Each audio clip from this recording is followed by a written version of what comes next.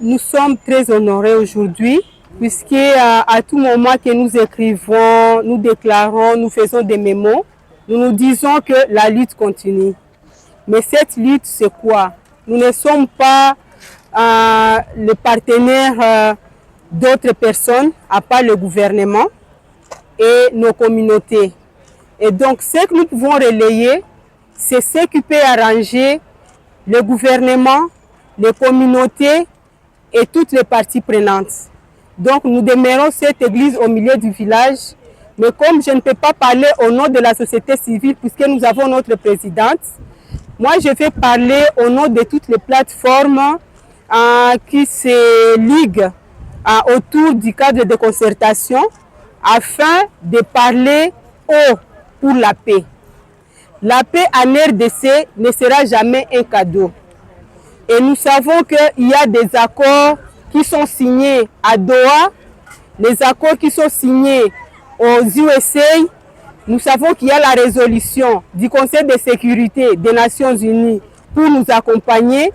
Mais nous nous posons la question, pourquoi tous ces textes-là ne sont pas respectés? Notre présidente va y revenir. Et donc, notre message est clair. La population a tant souffert. Les années passent. La misère défile devant nos yeux.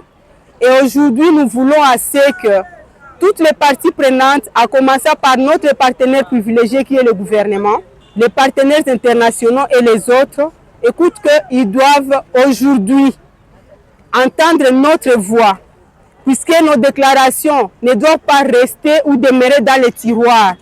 Si nous nous disons aujourd'hui sous le grand soleil, nous allons marcher, nous allons être ici à cette place qui est symbolique, c'est puisque nous disons trop, c'est trop. Enough is enough.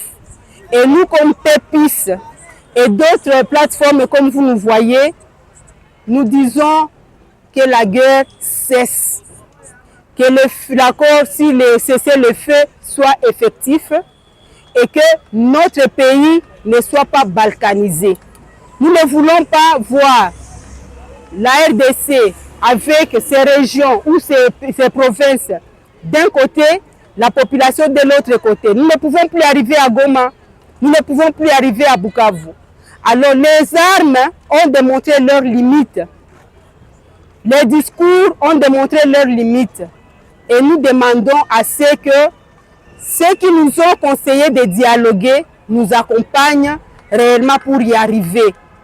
Nous savons que la CENCO a eu l'aval du chef de l'État. Mais pourquoi cela n'arrive pas?